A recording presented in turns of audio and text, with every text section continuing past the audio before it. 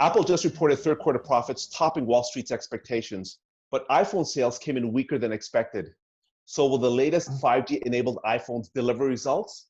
Today, we look at the bulls and bears case for Apple. Joining me today is Vitali Mossounov, Global Technology Analyst with TD Asset Management. So let's look at the bull case. Start with 5G.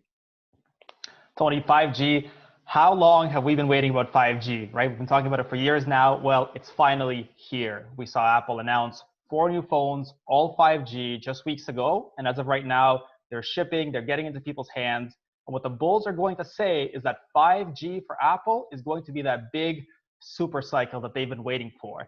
That record year that's going to drive record earnings, record sales, and it's going to propel the stock even higher.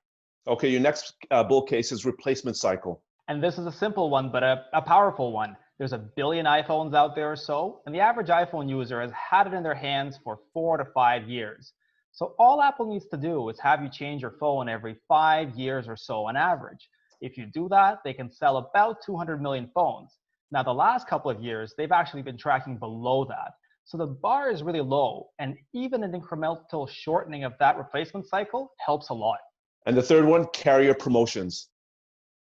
And this is a sneaky one, but a powerful one. A lot of people think about the iPhone as this $800 device in the US. In reality, everybody pays for this thing in installments, $30, $40 a month. And that can still be quite a lot for many people. Now, the carriers this year are doing everything in their power, it seems like, to help Apple. If you live in the US, Verizon can get you onto the latest iPhone for just $15 a month, or $10 a month if you're a new subscriber from another carrier. And AT&T, well, one of their promotions looks like it's going to get you the iPhone for free. So that's a bull case. Now the bear case. First one, you say the stock is expensive. Well, the bears say the stock is expensive, and that's their number one pushback. They're used to seeing Apple sell luxury devices, but trade at rock bottom prices. That's no longer the case. Apple now has a luxury premium valuation. So the bulls will say that that's deserved, but the bears say this is a dislocation. It's only a matter of time until Apple trades back down to how it used to trade. And your next bear case is visibility. Visibility, it's a funny one.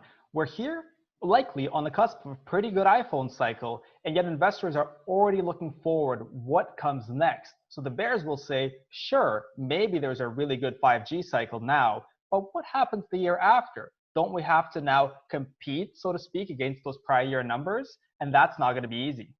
What about disruption in the business model? Everyone right now is worried about regulation of big tech. And you saw the House Judiciary Committee call Apple a monopoly power. That scares everybody. And then even Apple's own ecosystem. You're having the maker, developer of Fortnite, Spotify, and many other people that are in that Apple App Store ecosystem come out and say, we don't feel comfortable paying this $30 fee to Apple, which is a core part of their profitability. We've heard the bull and bear case. Vitali, how does this all net out for you? There's a couple of good points on the bull side. There's a couple of good points on the bear side. So both are worth reviewing and thinking about. I think the one that obviously stands out from the bears is the valuation. So indeed, Apple used to trade at these below market multiples, 15, 16 times earnings. Suddenly, here it is at 30.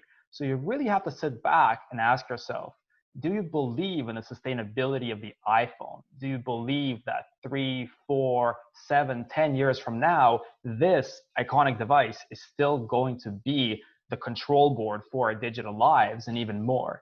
If you think that's the case, then I think those valuations could easily be justified.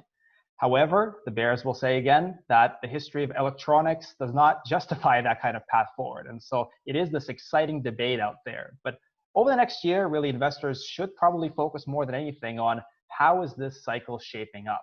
How is iPhone 12 doing? Is 5G driving a replacement cycle? And is Apple, that sentiment around Apple over the next year moving up or down? Vitali, thanks for your insights. Thanks, Tony.